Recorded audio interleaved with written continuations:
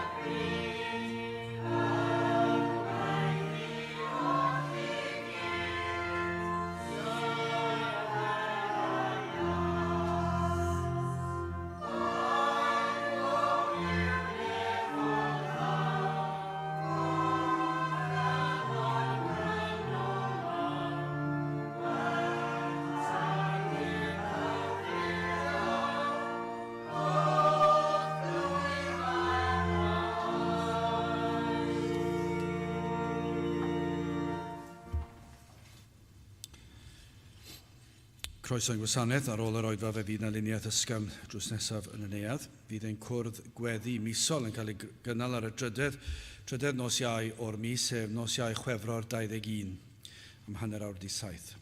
Fydd ein hoedfa nesaf pnawn Sul am hanner awr wedi 3. Wrth i ni gymryd y casgliad, gen i ganu tra ar ein heistedd emyn rhif 132, 132.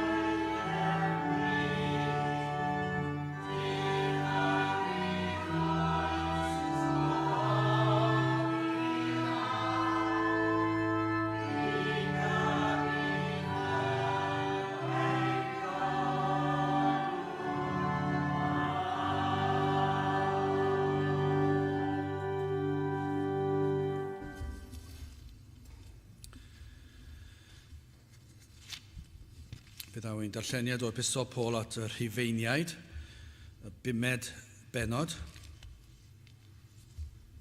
Rhufeiniaid penod 5 ac yn dechrau yn yr adnod gyntaf. Am hynny, gan ein bod wedi ein cyfiawnhau trwy ffydd y mae gennym heddwch tuag at Dduw trwy ein harglwydd Iesu Grist, trwy'r hwn hefyd y cawsom ddyfodfa trwy ffydd i'r gras hwn, yn yr hwn yr ydym yn sefyll ac yn gorfoleddu dan obaith gogoniant Duw. Ac nid felly'n unig eithir yr ydym yn gorfoleddu mewn gorthrymderau, gan wybod fod gorthrymder yn peri dioddefgarwch, a dioddefgarwch brofiad a phrofiad obaith, a gobaith ni chywilyddiau, am fod cariad Duw wedi dywallt yn ein calonau ni trwy'r ysbryd glân yr hwn a roddwyd i ni. Canis Crist pan oeddem ni eto yn weiniaid mewn pryd a fi farw dros yr aniwiol. O blegyd braidd y bydd ne farw dros un cyfiawn. O blegyd dros y da sgatfydd fe feiddiau un farw hefyd. Eithir mae Duw yn canmol ei gariad tuag ato. O blegyd a ni eto yn bechaduriaid i Grist farw trosom ni. Mwy ynte o lawer a ni yn awr wedi'n cyfiawnhau trwy waed ef yn hachubur rhag digofaint trwyddo ef. Canis os pan oeddem yn elynion yn heddychwyd â Duw trwy farwolaeth ei fab ef, mwy o lawer wedi'n heddychu yn hachubur trwy ei fywyd ef. Ac nid hynny'n unig eithir gorfoleddu yr ydym hefyd yn niw trwy ein harglwydd Iesu Grist, trwy'r hwn yr awr hon y derbyniasom y cymod. Am hynny, megis trwy un dyn y daeth pechod i'r byd, a marwolaeth trwy bechod, ac felly yr aeth marwolaeth ar bob dyn yn gymaint a phechu o bawb. Canis hyd y ddedd yr oedd pechod yn y byd, eithir ni chyfrifir pechod pryd nad oes dedd. Eithir teyrnasodd marwolaeth o adda hyd Moses, arnynt hwy yr hain i phechasant yn ôl cyffelybiaeth camwedd adda, yr hwn yw ffurf yr un oedd ar ddyfod. Eithir nid megis y camwedd, felly y mae'r dawn hefyd.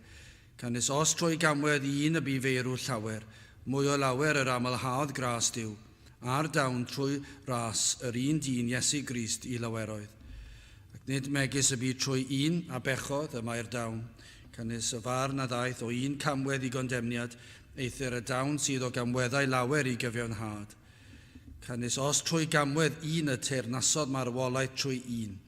Mwy o lawer y caifyrhau sydd yn derbyn lluosogrwydd o ras ac o ddawn cyfiawnder, deyrnasu mewn bywyd trwy un Iesu Grist. Felly gan hynny, megis trwy gamwedd un y daeth barn ar bob dyn i gondemniad, felly hefyd trwy gyfiawnder un y daeth y dawn ar bob dyn i gyfiawnhad bywyd. O blegyd megis trwy anifuddod un dyn y gwneithbwyd llawer yn bechaduriaid, felly trwy ifuddod un y gwneir llawer yn gyfiawn. Eithir y ddedd a ddaeth i mewn fel yr amlhao'r camwedd, eithir lle yr amlhaodd y pechod, yr hagor amlhaodd gras. Fel megis y teyrnasodd pechod i farwolaeth, felly hefyd y teyrnasau gras trwy gyfiawnder, i fywyd tragwyddol trwy Iesu Grist ein harglwydd. Bydde bendith Duw ar ei air, sanctaidd ef. Gydewch ni nawr droi at ein harglwydd mewn gweddi. I ni yn diolch i ti unwaith eto Dduw am y fraint a'r cyfle i ddod, ger dy fron i ddod o flaen gorseddfainc o ras, o gariad, o drigaredd, o rwy ti yn un, sydd yn llawn trigaredd tuag at y blant. Ac eto Dduw, i ni yn gwybod ein bod yn dod ata ti, nid oherwydd unrhyw ymdrech ynom ni, nid oherwydd pwy i ni, neu beth i ni wedi bod, ond i ni yn dod yn llwyr oherwydd ifuddod y fab yn dod i'r byd yma, oherwydd y cynllun, y ffordd a drefnwyd cynllunio'r byd, i'r arglwydd Iesu Grist ddod i'r byd, i fyw y bywyd perffaith yn ein lle, i farw ar y groes yn ein lle. Ac o Dduw, ar y sil i ni'n cofio wythnos i wythnos, iddo atgyfodi ar y trydydd dydd yn fuddugoliaethus. Ac felly o Dduw, i ni yn diolch i ti am y ffordd rhyfeddol hon o iachawdwriaeth, ffordd sydd wedi peri, y sicrwydd i enaid pechadurus, ei fod wedi olchi'n wynach na'r eira, yn lan ac yn bir yn dolwg di, oherwydd ein bod wedi cael ein golchi yng ngwaed dy fab, ein bod wedi cael ein gorchuddio a'i gyfiawnder ef. Ac felly o Dduw i ni yn diolch i ti am hyn, yn diolch pan i ni yn cael ein hatgoffa mor aml gan yr un drwg o'n gwendidau a'n pechodau a'n crwydro ffôl. Ond o Dduw i ni hefyd yn cael ein hatgoffa yn dy air, fod yr arglwydd Iesu Grist wedi delio â phob un pechod, pechodau'r gorffennol presennol, ac o Dduw mae Crist wedi delio gyda pechodau'r dyfodol hefyd. Ac i ni yn diolch i ti felly am yr efengil sanctaidd, yn diolch am y newyddion da, ac yn gweddio bydd y newyddion da yma yn lledaenu, nid yn unig yma, ond yn ein dinas, yn ein gwlad, ac ar hyd y byd, y byddwn ni yn cael clywed am bobl yn troi o'i tywyllwch i oleuni yr efengil ac yn troi at Grist. O Dduw, dim ond ti sydd yn gallu gwneud y pethau hyn, i ni yn gofyn i ti i dywallt ysbryd arnom ac i ddod yn ôl i'n plith, o Dduw, i wneud gwirthiau yn ein plith. I ni weld yr hyn sydd yn ymddangos mor amhosibl. Wrth i ni edrych ar ein gwlad ni ac i feddwl am perswadio un i ddod i'r cwrdd y mae mor anodd, i gael un i ddod i unrhyw oedfa. I ni yn ddiolchgar am yr rhai sydd yn dod ar cyfnodau arbennig yn ystod y flwyddyn. Ond o Dduw, mae'n anodd i weld unrhyw un yn dod ar y sil, unrhyw un yn dod i rhoi amser i geisio dy wyneb di. Ac o Dduw, mae pobl mor gyffyrddus. I ni yn gofyn o Dduw y byd ysbryd i ar waith, yn agor llygaid y deillion, mwyn iddynt cael gweld eu hangen am waredwr. O Dduw, does yr un yn meddwl bod angen arnynt, ond o Dduw wrth i ti trwy ysbryd glân, agor i llygaid i weld eu hangen.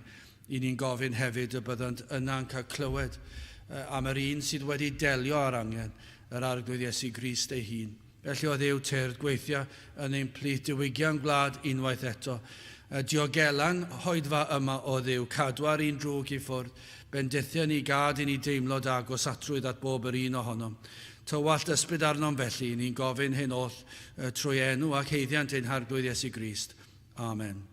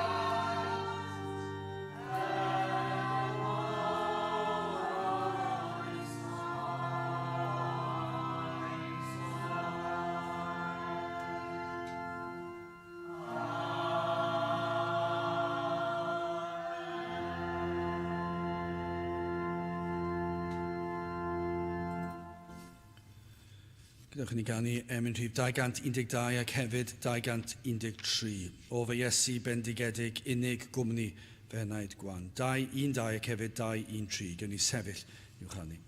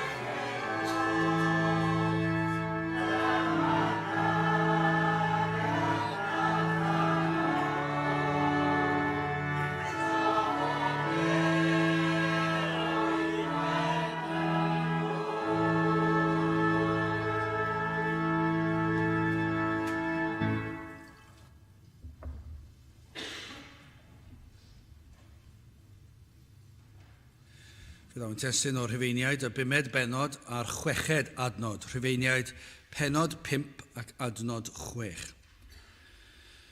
Canis Crist pan oeddem ni eto yn weiniaid mewn pryd a fi farw dros yr anniwiol. Nawr, petai ni yn gwneud rhyw fath o arolwg o'r ysgrythyr o'r Beibl, o'r holl Feibl, gair Duw yn ei gyfanrwydd, o'r dechrau i'r diwedd, beth fyddech chi'n tybio fydde y neges canolog yn yr ysgrythyr i'r Efengil, Iair Duw? Beth fydde yr hyn fydde yn dod i'r wyneb drwy'r amser? A petai chi yn mynd i'r strydoedd ac yn gofyn iddyn nhw, bydde dim lot o syniad siwr o fod ar mwyafrif llethol bellach, beth yw prif neges y Beibl fydde'r rhai yn mynd tro dweud, o falle credu mewn Duw, falle bydd rhai'n dweud i trio bod yn neis ac yn garedig ac i fod yn dda, ac mi fyddwch chi'n cael lefel fel yna. Petai chi yna yn mynd ac yn holi yn y capeli, rhywbeth tebyg, falle bydd ddim lot o wahanol, i rhai di-grefydd, di-gapel, ac yn gofyn iddyn nhw, beth yw prif thema y Beibl? Ychydig iawn fydde'n dweud marwolaeth Crist. Ac eto, dyma sydd yn hanfodol, heb marwolaeth Iesu Grist, does dim Efengil. A'r farwolaeth y groes yw y peth pwysica. Mae'n bwysicach nag unrhyw beth. Mae'n ganolog, mae'n hanfodol, mae'n holl bwysig. Does dim neges i'w roi os nad oes croes. Os nad yw'r croes, y groes yn ganolog, yna does dim neges ganddoch chi, does dim Efengil ganddoch chi, does dim crefydd, gwir grefydd ganddoch chi, dim byd. Mae'n wastraf amser. A mae'n falle yn gallu helpu pobl i wybod, wel, mae hwn yn neis a mae hwnna ddim, ond ar lefel fyna, o ran yn ysbrydol ac yn dragwyddol, gwastraf amser fydde fe. Na'r rhaid mae yr rhan canolog i'r neges yw marwolaeth Iesu Grist.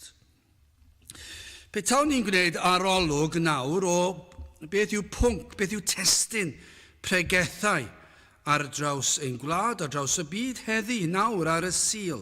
Hyn sydd wedi bod mewn rhai gwledydd, hyn sydd i ddod mewn gwledydd eraill, a'r rhai sydd yn digwydd nawr sydd ar yr un amser â ni. Bydde fe ddiddorol, bydde fe, i cael rhyw restr, a fi'n siŵr bod yna pobl sydd yn ymddiddori yn gwneud restrau ac yn cael pethau ar y cyfrifiadur ac yn dweud, wel, yn Nghymru dyma'r pwnc yr pregethau sydd wedi bod ac yn Ffrainc dyna pwnc y pregethau sydd wedi bod ac yna chi'n mynd draw i America ac i Canada ac i Africa. A bydde fe ddiddorol gweld beth fydde'r prif thema pregethau y byd heddi. Beth fydde'r prif neges? Yng Nghymru, dychmygwch, be fydde'r neges yma yng Nghymru? Gwlad o sydd wedi deall yr Efengil dros ganrif yn ôl, ond bellach dim clem o'r Efengil. Y di-gred a'r rhai sy'n honni bod nhw'n credu. Ymwybyddiaeth o beth yw'r Efengil yn ôl y Beibl, beth fydde'r pwnc? Petai chi, dwi ddim yn licio wneud hyn, dwi'n ffeindio fe'n anodd yn trio meddwl am thema. Mae'n ambell i le ni'n pregethu, mae rhywun sydd yn recordio'r bregeth yn dod lan at eich ar y diwedd ac yn gofyn, beth yw y pwnc? Beth yw'r testyn? O, mae'n anodd. Dwi'n dweud, wel, yr adnod. Dyna gyd dwi wedi gwneud, pregethu ar yr adnod. Dwi'n mynd i meddwl am bwnc. Dwi wedi pregethu be mae'r adnod yn ei ddweud. Ond maen nhw eisiau rhyw pwnc, ac fi'n credu bod ni'n neud yr un peth. Mae rai cael rhyw beth, a fel arfer dwi'n sial edrych i'r adnod. Ond bydde fe ddiddorol i wybod beth yw pwnc, beth yw'r prif ran y neges sydd yn cael ei phregethu heddi yng Nghymru. Falle bydd rhywun yn gallu dweud wrthyn ni, beth fydde fe? Gai fentro dweud, anhebygol mai croes Crist fydd y prif ran o'r neges. Ac os yw croes Crist yn cael ei gyfeirio ato a mewn brawddeg, mae rhaid gofyn y cwestiwn, a oes na ddealltwriaeth o beth yw goblygiadau hynny ac ystyr croes Crist. Mae'n anhygol yn diwedd. Dyma oedd y drindod, yn ôl gair Duw, dyma oedd y drindod, y tad a'r mab a'r ysbryd glân, cyn llunio'r byd, cyn i'r byd cael ei greu, cyn bod unrhyw seren yn yr awyr, cyn bod na haul, cyn bod na loer, cyn bod na unrhyw beth, cyn hwnna i gyd, cyn i ddyn bechu, sydd yn tu hwnt i'n deall ni. Yr oedd y tad wedi trefnu ffordd i achub dyn, ac yr oedd y cytundeb mae Iesu Grist bydde'n marw. Dyna oedd y pwnc, y trafodaeth. Dyna oedd y cyfarfod gyda'r drindod, cyn i'r byd cael ei lunio, y bydde Iesu Grist yn marw. Dyna oedd pwnc pob un o'r proffwydi. Beth oedd nhw'n proffwydo? Y mae un yn dod i ddelio â phechod trwy farwolaeth. Dyna oedd Eseia yn ei bregethu, trwy Eseia i gyd, be gewch chi? Marwolaeth Crist.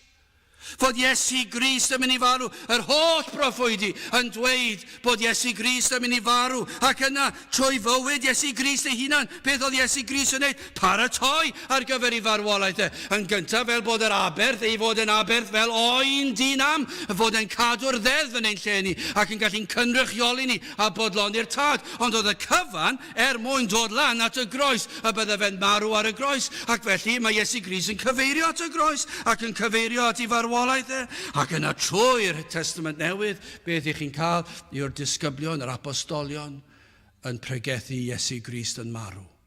Marw, marw, marw, marw. Croes, croes, croes. Gwaed, gwaed, gwaed. Trwy'r amser, trwy'r amser. Chi ddim yn gallu ffoi. Edrychwch ar un llyfr y mynd ni fan hyn. Am beth yw pwnc rhaid? Mae'r rhain wedi ddeall, dim fel y stwff modern yma sydd yn dilorni beth. Mae'r rhain wedi sôn. Crist a'r groes a marwolaeth a di gofain Dyw. Mae'r emyn yma, y llyfr y mynd yma'n llawn. Dwi'n cofio siarad gyda'n organydd yn sawl yng Ngogoniant ac yn dweud oedd fe, reit pan oedd capel y Rhath yn dechrau, wyt ti eisiau fi anfon yr adnod draw i ti cyn? Na, sy'n eisiau yn dweud. Pam? Achos o'n i ddim mor gyfarwydd. A'r llyfr y mynd, o'n i'n gwybod amdani, ac oedd wedi dweud wrthai, dwedodd Neil wrthai, mae bob un emyn yn y llyfr y mynd Cymraeg yn ganolog ar yr efengil, ar y groes. Sym eisiau chwilio am emynau, sym eisiau chwilio am thema, mae gyd am y groes. Yr oedd Cymru wedi ddeall. Pam fod Cymru wedi ddeall? Achos bod diwygiadau ar ôl diwygiadau. A beth oedd prif bwnc y diwygiadau? Croes Crist. Beth yw hanes diwygiadau? Beth oedd Pantycelyn? Beth oedd Howell Harris, beth oedd Christmas Evans, beth oedd Daniel Rowlands, beth oedd Griffith Jones Lladdowrol, am beth oedd rhain yn pregethu. I fe problemau cymdeithasol. I fe sut allwn ni wella y gymdeithas. Na, nhw'n pregethu Crist. A'r groes, croes Crist. Felly, cyn i ni ddechrau, gai ofyn y cwestiwn, ydych chi'n deall pam nad yw marwolaeth Crist yn ganolog i bob un pregeth heddi? Pam, o pam, o pam? Yn gyda, dwi ddim yn deall pam nad oes pregethu. A dwi ddim yn deall pam nad yw pobl yn pregethu am Grist. Does dim pwnc arall gwerth pregethu amdano. Dyna beth ddyle fod yn bennaf oll. A hyd yn oed pan ni'n pregethu i'r saint. I ni'n gorfod dod nôl at y groes. Achos os nad yw'r saint yn deall y groes, does dim gobaith i'r saint dysgu sut mae fod i fyw. Achos y groes yw'r cymhelliad dros byw yn sanctaeth. Felly mae'r dysgeidiad a'r sancteiddrwydd a'r ymwahaniad o'r byd, mae gyd yn dod nôl i'r groes. Os i ni wedi gweld Iesu Grist ar y groes ac wedi profi o'i farwolaeth, yna mae popeth arall yn syrthio i'w le. Ac eto gyd, hyd yn oed capelu efengylydd, faint sy'n pregethu'r efengyl a chroes Crist bob sul, ychydig iawn. Canes Crist pan oeddem ni eto yn weiniaid mewn pryd a fi farw dros yr aniwiol. Dyma i chi adnod.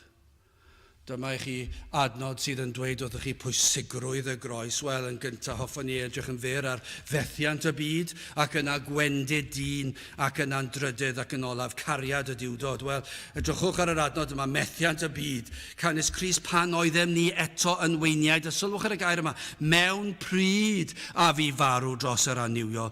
Yr oedd yna amser penodedig. Amser perffaith.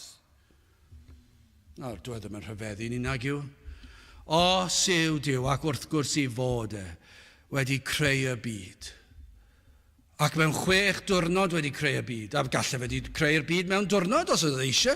So, does dim cwestiwn. A'r bobl yma sydd yn dweud nad oedd Duw wedi creu y byd mewn 6 diwrnod a bod e dros miloedd o flynyddoedd, dwi ddim yn gallu deall. Pa fath o dduw sydd yn nhw? Os yw Duw yn dduw, fe allai wedi creu mewn eiliad. Ond oedd e wedi rhoi trefn i ni yr wythnos. Fe greuodd e'r byd mewn 6 diwrnod ac ar y 7fed gafodd orffwys. Ond fe allai wedi gwneud be bynnag bod e eisiau. Ond os yw'n dweud wrthon ni yn ei air, mae dyna beth oedd e, dyna beth yw e. Os yw Duw yn gallu creu byd mewn 6 diwrnod, yna credwn ni y mae e'n gallu trefnu amseru pethau i'r eiliad. Ac fod na bwrpas. A dyna beth sydd. Fe nath e ddod ar yr amser perffaith, fe drefnodd e a bydde Crist yn marw ar yr amser union, ar yr amser trefnwyd e. Na'r pam oedd hyn, achos i ni'n gwybod wrth edrych ar hanes yn Genesis, oherwydd y cwymp. Fe ddaeth pechod i'r byd, doedd dim modd i ddyn mwynhau cymdeithas a'i greawdwr bellach, ac y dyn bellach yn farw yn ysbrydol, yn gaeth i bechod ac yn gaeth i'r un drwg. O dyn heb unrhyw obaith yn y byd. Ac felly, fel ni wedi dweud eisoes, fe drefnwyd cynllunio'r byd. Fe drefnodd y tad a'r mab a'r ysbryd glân. Fe gynllunio nhw y bydde Crist yn dod ar adeg arbennig i farw. Sylwch, dwi'n dweud o reidrwydd, mwyn hynny, mae rai fe cael ei eni. Ond does dim cyfeiriad fel yna, mae wedi dod i farw. Ond roedd amseru ar gyfer y digwyddiad yma, nid hapa damwain. Does dim byd yn hapa damwain gyda Duw. I ni'n gwybod hynny o ran trefn y greadigaeth ac o ran rhagluniaethau. Does dim hapa damwain. Os i ni'n mynd allan trwy un drws a mae rwy'n yn mynd heibio, ni ddim yn ei gweld nhw. Nid hapa damwain yw hwnna. Mae hwnna wedi drefnu yn rhagluniaethau Duw. Dim digwydd bod, dim cyd-digwyddiad. Sim fath beth a chyd-digwyddiad mae'r byd yn meddwl i fod e. Lwcus croesi bysedd. Ond i'r Cristion, mae'n gwybod rhagluniaeth fawr yn ef. A mae rhagluniaeth fawr yn ef yn golygu bod Duw yn trefnu pob dim ac hyd yn oed lawr i'r amseru. Ni gweld Galatiaid 4 adnod 4. Ond pan ddaeth cyflawnder yr amser, y danfonod Duw ei fab, wedi wneithio'r o wraig, wedi wneithio'r dan y ddedd, cyflawnder yr amser, ar yr amser penodedig. Mae'n dweud yr un peth yn Ioan 17 ar adnod gyntaf, y pethau hyn a lefarodd yr Iesu, ac efe agododd ei lygaid i'r nef, ac a ddywedodd, y tad, daeth yr awr. Gogonedda dy fab, fel y gogonedda dy fab dithau. Daeth yr awr. Fe allan ni hyd yn oed dweud, fe ddaeth y eiliad. Yma'r awr, yma'r eiliad wedi dod i dy fab farw ar y groes. Yma'r awr wedi benodi, yr oedd y diwrnod, yr oedd yr amgylchiadau, y cyfan wedi drefnu. Oedd y byd wedi cael digon amser, do. Sy'n ni'n meddwl am 2000 o flynyddoedd yn ôl pan gafodd Iesu Grist ei eni ac yna yn dod i farw. Pan ni'n meddwl am y cyfnod cyn hynny nôl at y greadigaeth, fe gafon nhw ddigon o amser. Wrth gwrs, i ni ddim yn amseru fel mae'r byd yn amseru. Maen nhw yn dysgu rhywbeth sydd yn anghywir. Ond mae'r amseru'r byd ddim byd tebyg i beth mae'r byd yn honni fod e. Ond ewn ni ddim ar hyd y trywydd na nawr, ond am yr ychydig cannoedd o flynyddoedd cyn, chydig filoedd o flynyddoedd cyn gen Iesu Grist, am y cyfnod hynny, fe gafodd y byd ddigon o amser yn do. Fe welwyd dros y canrifoedd hynny ymdrechion dyn i gyrraedd Duw. A dyna be fi, dyna byw hanes y byd. Dyn yn trio cyrraedd Duw. Ac yn trio bodloni yr hyn sydd tu fewn iddyn nhw. Pam ydw i yma? Pam y creuwyd fi? Ac felly maen nhw'n trio bodloni a dod o hyd i atebion ac maen nhw'n ymdrechu. Maen nhw'n gwybod bod dyn erioed wedi bod yn llawn balchder ac fe gredodd dyn y gall ymdopi ar ben ei hun ac felly gall fyw mewn modd sydd yn llwyddo. Dyna beth o dyn yn ei feddwl ac eto blwyddyn ar ôl blwyddyn fe brofodd dyn bod e'n methu. Beth oedd yn digwydd yn y byd? Yr oedd pechod yn gorchfygu, yr oedd pechod yng nghalon dyn ac doedd dynion ddim yn gallu delio â'i pechod nhw. Ac roedd y byd yn gweithygu. Os oedd pobl sydd yn credu mewn esblygiad yn dweud bod y byd yn gwella. Oedden nhw wedi darllen llyfrau hanes? Oedden nhw wedi edrych ar hanes y byd. Tydi'r byd ddim wedi gwella o'r diwrnod cyntaf. Dirywio mae'r byd wedi wneud. Nawr fe allwn ni ladd yr holl fyd mewn eiliad os ni moyn. Mae e jyst i ni wedi dod yn fyd llawn o gysineb a thrais a chelwydd a gweithygu mae'r byd wedi wneud. A beth y gwyddo tan gen Iesu Grist, yr oedd dyn yn trio gwella ei hun a trio cyrraedd pa bynnag ddew o'n nhw eisiau credu ynddo fe, ond yn methu. Yr oedd llygredd yn achosi, yn effeithio pob un gweithred dda yr oedd dyn yn neud, yr oedd yn cael ei lygru gan falchder.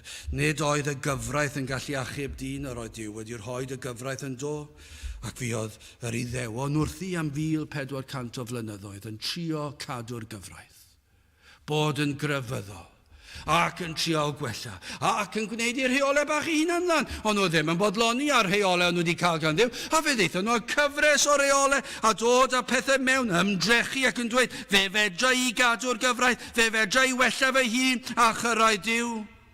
Ac eto dal ddim yn derbyn heddwch yn yr enaid, yn dal yn gweld doedd e ddim yn achub. Ac methiant llwyr oedd yr hyn a wna dyn. Fe ddangosodd dyn fethiant yn ymdrechion i ddod i fyny ar athroniaethau, gwahanol damcyniaethau am fywyd. O, fe welon nhw hwn do. Roedd balchder dyn yn meddwl ei fod yn gallu datrys problemau'r byd trwy ddamcyniaethu a athroniaeth, ond yn dal i weld yr oedden nhw'n gaeth i bechod. Yr Rhufeiniaid gafon nhw i cyfle do. Fe greu nhw ddiwylliant arbennig a chyfreithiau, ac eto y mae dyn dal i gasau ei gilydd. Maen nhw dal yn anfoesol ac yn dal i wrthryfela, ac methiant oedd i hymdrechio nhw, ac yna cenedl ar ôl cenedl yn dyrchafu ac yn cael ei dymchwel, teyrnasiad ar ôl teyrnasiad, y groegiaid. Nhw'n meddwl bod nhw wedi deall i do, yr oedden nhw'n meddwl bod nhw yn glyfar iawn gyda'i diwiau, gyda'i athroniaethau, ond fe'n fetho nhw. A methu bu hanes dyn. Ac felly wrth edrych nôl ar hanes y byd, i ni'n gallu gweld yr oedd yr amseru yn berffaith. Fe ddwedodd Duw, dyna i chi, dyma'r amser dwi wedi trefnu i'r Iesu i fy mab ddod i'r byd, pan welwch chi bod chi yn methu achub eich hunan. Dydych chi ddim yn gallu gwella'ch hunan. Chi wedi trial popeth. Chi wedi trial pob math o syniadau. Unrhyw beth, os ych chi'n meddwl am yr hanes hyd at hynny, i'ch chi gallu gweld, fe feddylion nhw am bob un peth gallen nhw wneud i wella hunan, ac fe fetho nhw gwlad, cenedl, teyrnasiad, pob un, fe fetho nhw. A beth nath Duw anfonodd fe drefnwyd hyn, cyn i'r byd cael ei lunio, dyna'r adeg. Dyna'r adeg pan y fydd y byd wedi profi nad yw nhw'n gallu achub yr enaid. Bod nhw wedi methu fe welant ei gwendid, fe fydd y byd yn dangos ei wendid. Nad oes ateb ganddyn nhw. Ac felly dyna'r amser, yr union awr, penodedig, daeth yr awr, pan oedd Iesu Grist yn dod mwyn marw. Wel, dyna chi fyd i ni'n byw ynddi. Dydy'r byd ddim yn gallu deall e. Wel, gyda chi symud mlaen, gwendid dyn, adnodd 6, canis Crist pan oedd ni eto'n weiniaid mewn pryd a fi farw dros ar aniwiol. Wel, i ni'n gweld gwendid yma'n dydyn ni yn ddyddiol. Pan oedd ni eto yn weiniaid, gael ofyn i chi cyn i ni fynd ymhellach, ydych chi erioed wedi profi hynny, pa mor wan i chi? Petai rhywun yn gofyn i chi roed eich tystiolaeth, hynny yw sut deithoch chi'n Gristion, achos na i ddweud yr amlwg fan hyn, does dim un person yn cael ei eni yn Gristion. Dydych chi ddim yn Gristion yn naturiol, dwi ddim yn bosib, mae'n anysgrythurol. Mae e'n gwbl groes i'r neges y Beibl. Felly mae yna adeg pan i chi'n dod yn Gristion. Gallu fod yn awr, yn ddiwrnod, dros gyfnod. Mae'r rhain gallu dweud ar y diwrnod yma. Mae'r rhain dweud dros gyfnod oedd e. Sym ots am hynny, ond beth ni'n gallu dweud, gynt yr oeddwn ni'n ddall, nawr dwi'n gallu gweld. Gynt yr oeddwn ni'n farw, nawr yr ydw i'n fyw. Ond beth sydd yn wir yw hyn, yr oedd na adeg yn eich bywyd chi pan fe deimloch i'ch gwendid. O, mae hon yn broblem byd eang yn diwedd. I ni wedi gweld dros y canrifoedd. A mae wastad wedi bod yn broblem ac fe fydd yn parhau i fod yn broblem. Broblem a ddaeth o ganlyniad pechod a'r cwymp. Mae'r byd wedi profi ei wendid yn llwyr. Mae'r byd wedi profi ei fethiant i fyw i'r pwrpas y creuwyd iddi. Ac felly hefyd yr unigolyn. Nid oes un yn abal i wneud dim byd i wella ei hun. Pawb a berchasant. Pawb sydd yn dod yn fyr o ogoniant Duw. Dyna beth y mae gair Duw yn dweud wrth ni. Pob un yn dod yn fyr o safon y mae Duw wedi osod. Mae pawb yn wan. Mae pawb yn ôl gair Duw heb nerth. Ond i ni'n goffa cytuno gyda'r Beibl, os ydych chi'n Gristion, fe fyddwch chi'n dweud hyn. Dyna yw fy mhrofiad, fyddwch chi'n dweud. Yr ydw i fy'n ddinerth ac yn wan. Dyna beth i chi yn ei brofi, wedi brofi. Os nad ydych chi'n Gristion yma heddi, neu'r rhai falle sy'n gwrando, os nad eto wedi profi sicrwydd maddeuant pechodau, yna, os ych chi'n ceisio, dyma be fyddw'n wir amdanoch chi, fyddwch chi'n teimlo'n wan. Fyddwch chi ddim yn gwybod beth i wneud. Fyddwch chi ddim yn gwybod sut fedrwch chi wella eich hunan. Fyddwch chi ddim yn gwybod sut i cael gwared ar y faich yma. Fyddwch chi ddim yn siŵr pa le i droi. I chi'n teimlo'ch gwendid. Dyw'r byd ddim yn ymwybodol o'i gyflwr. Na'i wendid, dwi'n yn sylweddoli pa mor wan ydyw. Ei fod yn farw a ddim yn gallu gwneud dim i achub ei hun. Maen nhw'n ddall, dyn nhw ddim yn sylweddoli y cyflwr trienus maen nhw ynddi. Ond, pan yr ydym yn dechrau gweld i'n cyflwr a hynny oherwydd gwaith yr ysbryd glân. Dyna pryd yr ydym yn dod i weld pa mor wan i ni. Os yw'r ysbryd glân wedi agor eich llygaid i weld eich angen am waredwr, dyna pryd i chi'n dechrau gweld eich gwendid. Dyna'r profiad. Fe fydd yn dod ar adegau gwahanol mewn ffyrdd gwahanol, ond dyna be fydd yn bennaf o y profiad fyddwch chi'n ei gael. Fyddwch chi dechrau teimlo, dwi jyst yn teimlo'n wan. Dwi ddim yn gwybod sut i helpu fy hunan. Dwi wedi trio newid, dwi wedi trio gwella, ond dwi ddim yn gallu. Ac chi'n dechrau gweld bod eich ymdrechion chi yn ddi-bwrpas ac yn ddi-werth, ac chi'n teimlo heb unrhyw obaith. A hyn o wna di'n balch i'w ymdrechu gwella hi'n to. Ac efallai bod chi wedi trio hwn, yn trio efelychu eraill sydd yn blant i Dduw. Ydych chi wedi trio hynny? Efallai bod chi'n nabod Cristion a chi wedi trio byw fel nhw. I chi wedi clywed falle bod nhw'n deffro ac yn cael amser i ddarllen y Beibl. A be chi wedi wneud? Trio deffro a cael amser i ddarllen y Beibl. Chi'n gweld mae Cristnogion fel arfer yn mynd i'r cwrdd-gweddi. So beth i chi wedi wneud? Fe ddechrau mynd i'r cwrdd-gweddi. A chi'n dechrau mynd, fe fydd hwnna'n plesio Duw. Dod i'r capel ar y sil. Dyna be mae Cristion yn neud. Mae'n mynd i'r capel ar y sil. Unwaith, dwywaith, tair gwaith. Mae hwnna'n falle, a dwi'n os i chi yn dechrau teimlo, fe hai tair gwaith i'r capel ar y sil. A chi'n trio gwella chi'n hunan. A chi'n clywed bod Cristnogion yn gweddio, ac yna chi'n trio gweddio, ond mae'n neud yr holl ymdrechion yma, mae dal y baich yma, y faich yma, yn pwyso'n drwm ar yr enaid, a chi ddim yn teimlo unrhyw well, chi'n teimlo gwahaniaeth, chi'n teimlo'n flinedig, dwi wedi trio, chi'n clywed bod rhai yn tystiolaethu, beth ydych chi'n neud? Tystiolaethu, yn rhoi tractiau allan, os roddau tractiau rhywun, mae rhaid fy mod i'n Gristion, ac felly beth chi'n neud, rhoi tractiau rhywun, ac dwi'n tystiolaethu, yn dweud, dewch i'r capel, credwch yn niw. Mae rhaid fy mod i'n Gristion. Chi'n gwybod beth? Mae rhaid i mynd i'r pwlpit. Ac os ai'r pwlpit, rhaid fy mod i'n Gristion. Mae rhai wedi mynd i'r maes cenhadol. Mae rhai wedi gadael popeth, wedi rhoi ei cyrff drwy boenau aruthrol, wedi amddifadu'r corff o bob math o bleserau, ac bwyd a diod, ac wedi cosbi'r corff, a wedi mynd tramor i wledydd fwyaf creulon allwch chi feddwl amdano, ac wedi mynd a wedi dysgu nhw am rhyw fath o neges o'r Beibl, ac yn meddwl, os ydw i'n neud hynny, rhaid fy mod i'n Gristion, rhaid bu Duw yn fodlon gyda fy ymdrechion i nawr, achos dim llawer yn gadael gwlad a chartre a chenedl ac yn mynd i wlad arall ac yn rhoi i bywyd yn llwyr i genhadu. Ond petai nhw'n onest, fe fydd y baich yma, fe fydd y boen dal ar yr enaid. Ac wrth fynd i gysgu, fydd ddim y sicrwydd cadwedigaeth ganddyn nhw. Maen nhw'n croesi bysedd. Maen nhw'n gobeithio bydd Duw yn fodlon gyda'i hymdrechion nhw. Mae'r baich yn cynyddu. Mae'r Pantycelyn yn ei ddisgrifio fe i'r dim ond diwe. Fel mynyddoedd byd. Ydych chi wedi teimlo hwnna? I'r Cristion mae'n gallu dweud, roedd baich ei ogrwydd pechod fel mynyddoedd byd. Oedd e fel pwysau'r byd ar fenaid. Ac fe ddaw yr enaid i'r pwynt nad yw yn gwybod pa le i droi. A mae'r gwendid yn cynyddu, ac ar ôl trio pob peth o fewn ein gallu, o fewn ein nerth, i ni'n gweld nad oes nerth ar ôl gyda ni'n neud unrhyw beth, a be fedra i wneud i blesio Duw? Mae'r enaid yn gwbl ddiamadferth i wneud dim byd llesol. Mae'r dasg yn ormod. Fe glywon ni bore yma'n dod am Duw a dyn a'r bont yma. Chi'n meddwl am y bont yma, a mae dyn yn trio dod, a does dim bont yna, a trio cyrraedd Duw, a mae'r agendor anferthol yma rhwng dyn a Duw, a mae dyn yn trio cyrraedd, a mae fel, dychmygwch yr adeilad yma, draw fyna, a draw fan hyn, mae dyn, ac yna fel Lego bach, ac yn dod â Lego bach, ac yn rhoi un drws nesaf llall, ac ar ôl 3 mae'n syrthio. Mae'n trio mynd ar y bont, a mae'n rhoi 3 bricsen bach, a mae'n dwi'n mynd o fyna, 2 centimetr di fyna, ac mae'n syrthio, a dyna ymdrechion di, mae fel trio adeiladu pont.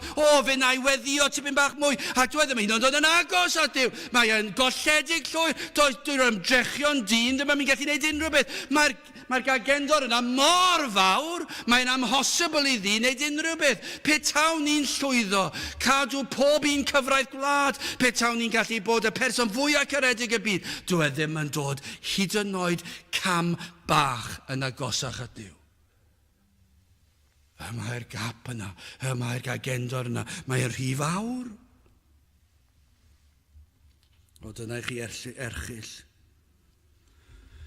Mae'r dasg yn ormodol. Fedrwch chi ddim plesio Duw trwy grefydd, os nad yw rhywun sydd yn gadael i wlad i fod yn genhadwr ac i fynd i'r gwlad fwyaf peryglus, fwyaf diffaith sydd ar wyneb y ddaear, ac yn treulio hanner canrif yno. Os nad yw hwnnw yn ddigon da i blesio Duw, pa obe sydd â ni? Os nad yw'r apostol Paul cyn y ddod yn Gristion, a'r holl grefydd, a'r holl bethau wnaeth i blesio Duw, os nad yw e'n gallu blesio Duw, pa obe sydd gyda ni? Dyna chi wendid y mae dyn yn dioddau honno. I ni'n gweld ein diffyg ni. Nad ydyn ni'n gallu gwella'n hunan o gwbl. Ein bod yn dychwelyd, dyna beth sy'n digwydd pan ni'n yn trio gwella, ni'n mynd yn ôl i'r hen ddilliau tro ar ôl tro, yr hyn sy'n naturiol i ni. Os ni'n meddwl am wythnos bod ni wedi llwyddo gwneud rhywbeth, os ni'n onest, mae'r faich dal rhy mor drom, a beth sydd yn digwydd cyn i ni droi rownd, i ni wedi mynd nôl i'r un hen ffyrdd. Ond hyn sy'n wir ohonom ni, nid yn unig i ni'n wan, dyma i chi erchyll, achos mae'r adnodau yma yn dweud hyn, i ni'n wan, i'n gwendid ni. I ni mor wan. Does dim achub yr enaid ar gael os i ni'n neud y trwy'n hymdrecho ni. I ni rhy wan. Ond nid yn unig hynny sydd yn wir. I ni'n elynion i Dduw. Adnod 10, canys os pan oeddem yn elynion. Felly nid yn unig y mae dyn yn naturiol mor wan, dyw e ddim yn gallu gwneud dim byd i wella ei hunan, dyw e ddim yn gallu achub ei hunan, dyw e ddim yn gallu gwneud dim, ond ar ben hynny y mae dyn yn casau Duw. Pob un, hyd yn oed y crefyddol. Achos mae'r crefyddol yn caru Duw, ond ei Duw o'i gwneithuriad ei hunan. Ond dydyn nhw ddim yn caru Duw y Beibl. Dydyn nhw ddim yn caru Crist. Achos mae'r Beibl yn dweud wrthyn ni ein bod ni gyd yn elynion i Dduw. I ni'n elynion i'r Efengil. Dyna pam y mae pregethu'r Efengil, y pobl Efengylaidd sydd o'r ychydig sydd yn pregethu'r Efengil bellach, dyna pam mae mor atgas i bobl. Dyna pam mae pobl yn casau pobl sy'n pregethu'r Efengil. Achos mae'n dod at y peth sydd yn peri bod nhw'n casau Duw gymaint. Paid i dweud wrth na fedra i achub ei hunan. Dwi ddim eisiau help, dwi'n person falch. Ac maen nhw'n casau'r Efengil. Maen nhw'n casau Duw, maen nhw'n casau sancteiddrwydd. Dyna i chi gyflwr i fod ynddo. O naturiaeth i ni'n elynion i Dduw ac i ni rhy wan i wneud unrhyw beth i wella'n hunan. Ond os ydych chi'n Gristion yma heddi, fe fydd hwnna'n rhan o'ch tystiolaeth chi. Fe fydd yn rhan, rhywle yn eich stori chi, yn eich hanes chi. Fe fyddwch chi'n gallu dweud, roeddwn ni wedi gweld fy ngwendid, fedrai ddim achub fy hunan. Fedrai ddim gwella fy hunan dim mwy. Fedrai ddim plesio Duw. Ac fe welwch chi hefyd eich bod chi wedi bod yn elynion i Dduw hefyd. Wel, yn olaf, yn drydydd, cariad y diwdod. Grandewch ar yr 8fed adnod. Eithir y mae Dduw yn canmol ei gariad tuag atom o blegyd a na ni eto'n bechaduriaid i Grist farw trosom ni. Mae'n bron iawn yn ail ddweud be mae'r adnod 6 yn ei ddweud. Ond dyma chi'r feddwl. Dyma chi'r gwirionedd. Ond nid yw e fel canis felly y caro Duw y byd, Iohan 3:6, fel yr hoddodd e fe unig yn edig fa fel na chollodd pwy bynnag y gredodd o'n ef, ond caffael ohono fywyd tragwyddodd. O, maen nhw'r un peth, ond dyn nhw. Dyna beth sy'n wir yn bron bob adnod yn y Beibl. Maen nhw gyd yn uno gyda'i gilydd yn yr hyn maen nhw'n ei ddysgu. Ond dyma beth sy'n fan hyn. Dyma gariad. Dyma beth yw e, pwrpas Paul fan hyn i'r Rhufeiniaid oedd i ddangos cymhelliad y tad yn trefnu achawdwriaeth ar ein cyfer. Pam bydd Dduw trefnu achawdwriaeth? Pam cyn llunio'r byd, pam fuodd na gyfarfod i achub dyn? Achos ni'n gweld, nid yn ein gwendid, yn ein pechod, dydyn ni ddim yn gallu gwneud dim, a does dim byd yn ddeniadol amdano ni. Nid o dim byd yn ni i ddenu Duw tuag atom ni. Roedden ni'n ffrwnt. Pam trefnodd Duw iachawdwriaeth? Beth oedd o'r raidd y beth? Beth yw ffynhonnell iachawdwriaeth? Beth sydd wedi symbolu iachawdwriaeth? Beth yw ei achos e? Achos nid ni yw yn sicr. I ni'n wan, i ni'n fethiant, i ni'n llygredig, i ni'n llawn pechod, i ni'n llawn balchder, yn llawn cysineb, ein gogwydd naturiol yw tuag at y drygionus. Ac i ni'n elynion iddo. Doedden ni ddim eisiau ei helpu. Dyw'r byd ddim eisiau helpu. Ni'n profi fe o sil i sil yn dydyn ni. Dydy'r byd ddim eisiau help Duw. Maen nhw eisiau cadw dydd sil i rhywbeth arall.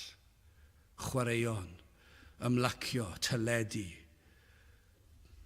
So chi'n magu plant ydy hyn. Sym lot o beth yn nhw'n ei chwaraeon, mae gyd ar y sil. Dyw'r byd ddim eisiau clywed. Dyw'r byd ddim eisiau dim byd i wneud gyda Duw. Maen nhw'n rhoi popeth ar y sil. Mae popeth wedi cael ei gyflyru ar hyd y trywydd yna.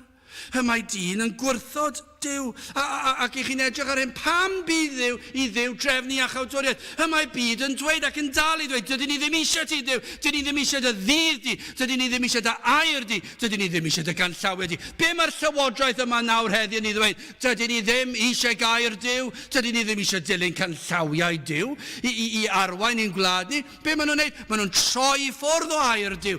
Dydy'r byd ddim eisiau, a dyma'r byd sy'n wastad wedi bod. I mae dyn yn naturiol yn gwrthod Duw.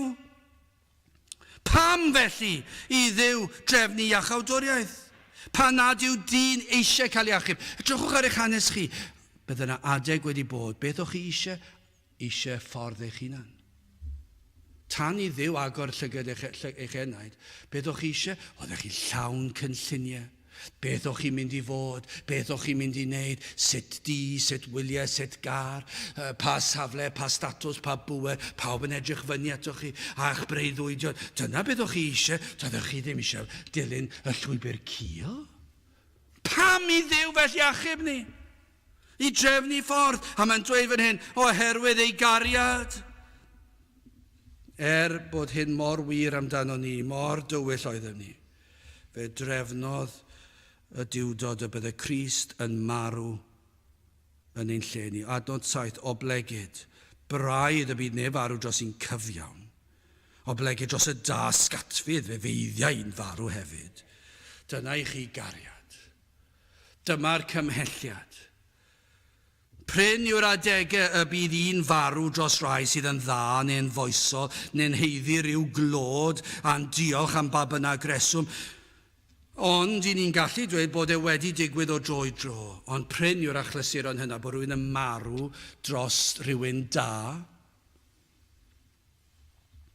Ond i roed eich bywyd dros rai sydd yn eich gwrthod chi, sydd yn eich casau chi, sydd yn elynion i chi, sydd yn troi cefn arnoch chi, ac yn dweud dwi ddim eisiau dy ffordd i, na'r os nad yw hwn yn dweud wrthych chi am gariad, yna pwy o wyr beth all eich perswadio chi, achos dyma i chi gariad, nid oes neb wedi gweld y fath gariad a hyn erioed, ac ni welir cariad o'i fath gwaith. Os edrych wnaf i'r dwyrain draw, os edrych wnaf i'r de, ymhlith a fi neu yn tai ddaw, does debyg iddo fe, does neb yn mynd i ddangos y fath gariad, bod e wedi dod o'r nef i ddod i fyd a oedd yn ei gysau e, ac oedd yn ei wrthod e, ac oedd ddim eisiau dim byd i wneud ag e. Ond beth ddigwyddodd? Fe drefnodd y diwdod y bydde Crist yn dod ar adeg arbennig i farw.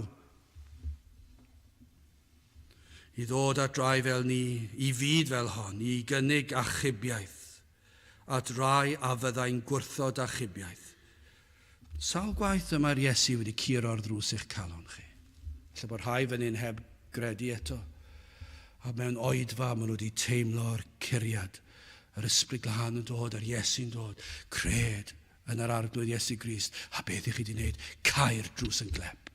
Sawl un sydd wedi bod o'n plith ni fan hyn, sydd wedi clywed ffordd iachawdwriaeth. A'r Iesu'n dod, curo'r y drws. A be maen nhw wedi gwneud? Cau'r drws yn glep. Maen nhw'n rhoi troed wrth waelod y drws. Pai dod mewn Crist, maen nhw'n dweud, dwi'n dwrthod i. Ond eto i gyd, beth yw iachawdwriaeth? Cariad yw yn dod a drai fel chi sydd i wrthod e, tro ar ôl tro, blwyddyn ar ôl blwyddyn. Dyma beth yw'r efengyl. Mae'n cynnig achubiaeth at fyd sydd yn ei gysau e. Fe ddath Iesu Grist mwyn marw, mwyn cymryd y gosb am eich pechod chi. Fe ath Iesu Grist, a fe roddodd ei ddwylo pur ar led. Fe wisgodd goron draed, mwyn i'r brwnt cael bod yn wyn fel hyfryd lian maen. Dyna beth mae Pantycelyn yn ei ddweud, dyna fe mae'r ysgrythur yn ei ddweud. Fe nath Iesu Grist fynd i'r groes, ac fe lifodd ei waed pam mwyn i chi cael eich maddau a'ch golchi'n wynach na'r eira. I farw dros yr aniwio. Dyma'r unig ffordd. I agor ffordd iachawdwriaeth. Dyma gariad fel y moroedd, toster ieithau, fel y llu, twysog bywyd pur yn marw i brynu'n bywyd ni. Pwy all beidio a chofio amdano, pwy all beidio a threithi ei glod. Dyma gariad nad a'n angof trafo nefoedd, wen yn bod. Dyma i chi symboliad iachawdwriaeth. Dyma pam dath Iesu Grist i farw, pam achos fe garodd e ni. Cynnes felly y carodd Duw y byd, fel yr hoddodd ei unig anedig fab. Cariad y tad a cariad y mab ar ysbryd glân. Oedd y drindod wrthi yn ein caru ni. Ar galfaria yr ymrwygodd, holl ffynhonnau'r dymder mawr. Torodd holl ar geiau'r nefoedd oedd yn gyfain hyd yn awr. Gras a chariad megis diliw yn ymdywall yma nghyd. A chyfiawnder pur a heddwch yn cusanu eog fyd. Dyma yw iachawdwriaeth i chi. Cariad Duw a drai sydd ddim yn ei heiddi fe. Rhaid oedd iddo farw, doedd dim ffordd arall. Roedd y broblem yn rhy fawr. Mae pechod i, dyma'r broblem yw hyn. Nid yw'r byd wedi gweld ei pechod. Nid yw pobl crefyddol wedi gweld ei pechod. Ac felly does dim yr rheidrwydd i bregethu i'r groes. Achos dydyn nhw ddim wedi gweld ei pechod. Mae pechod yn erchyll, mae'n afiach. Mae'n dinistrio popeth. Mae'n lygredd wenwynig sydd yn dinistio'r holl berson. Ac doedd dim un ffordd gall dyn achub ei hunan, maen nhw rhy wan i ni rhy wan. Ac yn cysau Duw. Fe doron ni cyfraith yr holl alluog. A ni at dim llygredd fynd i'r nefoedd, dim un pechadur, rhaid oedd delio a phechod. Oedd un awdur o'n i'n darllen ar yr adnodau yma yn Saesneg ond ei ddweud yn Gymraeg, mae'n dweud mae pechod mor ddrwg, mor ddrwg, mor ddrwg.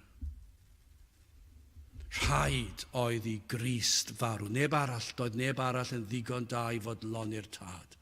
Fe gadwodd Crist y gyfraith yn llwyr, ac fe aeth fel ein cynrychiolydd ni, ac fe fodlonodd y tad, ac wrth iddo dywallt ei ddigofaint ar ei fab, ac wrth i Grist dywallt ei waed, fe fodlonodd e'r tad.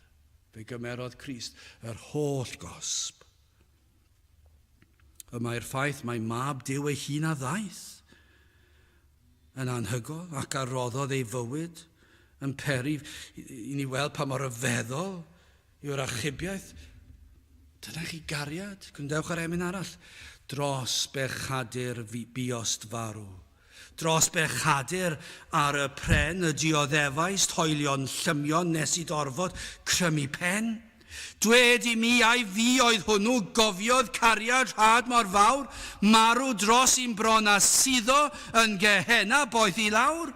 Dwed i mi a wyt yn maddau, cwymp o ganwaith i'r un bai. Dweud a ddei byth i galon, na all gynnig difarhau. Beth yw pwysau'r beiau mwyaf, a fa ddei o bari. Pa un drymaf yw fy mhechod, a'i gryddfannau Calfari. Arglwydd, rhaid i mi gael bywyd. Mae fy meiau yn rhy fawr, fy euogrwydd sy'n cydbwyso a mynyddoedd mwy ar llawr.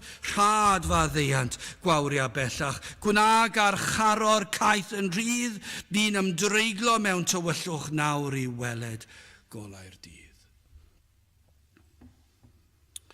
Dyna i chi gariad. Dyna chi cymhelliad. Tra roeddem ni mor wan yn ein pechod, yn ein casineb at Duw, fe anfonodd Duw ei fab i farw drosom ni. Tra yn ein gwendid ni.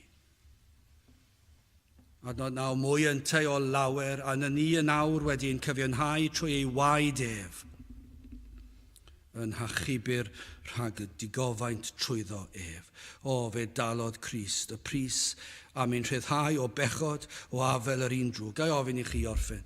A ydym ni wedi profi o'r cariad yma? A ydym ni wedi rhyfeddu at y fath gariad? Dyna i chi wahaniaeth. A fyddai yn ein gwlad ni, petai pob un yn gyntaf sydd wedi proffesu ffydd. Chos dyma'r broblem. Dyw proffes ddim yn ddigon. Rhaid iddo fod yn waith o ddifri. Ond petai pob un sydd wedi proffesu ei bod wedi profi, gweld ei gwendid bersonol ac wedi gweld ei pechod ac yna wedi cael golwg ar gariad yr un a roddodd ei fywyd drosom, ei fod wedi rhoi ei einios drosom ni, y rai oedd yn ei gysau e. Petawn ni'n cael cip olwg ar hynny, petawn ni'n profi hynny, yna fe fydd yna traws newidiad llwyr. Mi fyddwch chi'n gweld mae'r rhain wedi deall. Mi fydda sancteiddrwydd yn rhywbeth naturiol, byddwch chi'n deheu amdano. Pam? Dwi eisiau byw fel Crist. Dwi ddim eisiau bod fel y byd mwyach. Dwi eisiau byw i ogoneddu Duw a'i fwynhau e am byth. Beth oedd symboliad Crist i ddod? Wel, yn sicr nid ni, nid ein gwendid ni, nid ein cyflwr ni'n drienus, ond yr oedd y cyfan o gariad. Fe anfono Duw y tad, ei fab, pam gan ei fod yn ein caru ni. Dyna'r unig beth y mae'n llawn cariad. Canis Crist pan oeddem ni eto yn weiniaid mewn pryd, a fi farw dros yr aniwiol. Gadewch i ni weddio. O Dduw, i ni yn diolch i ti am yr efengil sanctaidd, yn diolch am Iesu Grist. I ni yn diolch am ei fywyd rhyfeddol, ei fywyd perffaith. Ond o Dduw, i ni yn diolch iddo gymryd ein cosb ni hefyd ar y groes. Mae dyma'r pwrpas y daeth i'r byd, i farw mwyn achub eog dyn. Tyrd o Dduw, gweithio yn ein plith, agor llygaid y deillion, mwyn iddynt weld ei hangen am waredwr. I ni'n gofyn hyn o tre enw ac heiddiant ein harglwydd Iesu Grist. Amen. Gadewch i ni orffen drwy ganu'r emyn honno 594 dros bechadur bios farw. 594 gewn ni sefyll i'w chanu.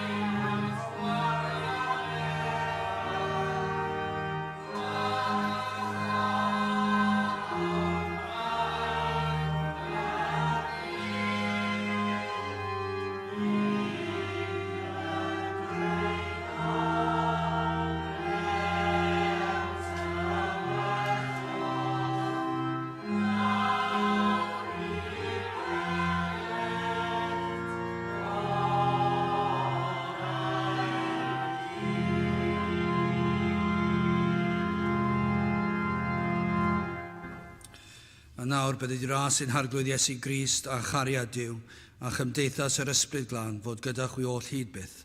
Amen.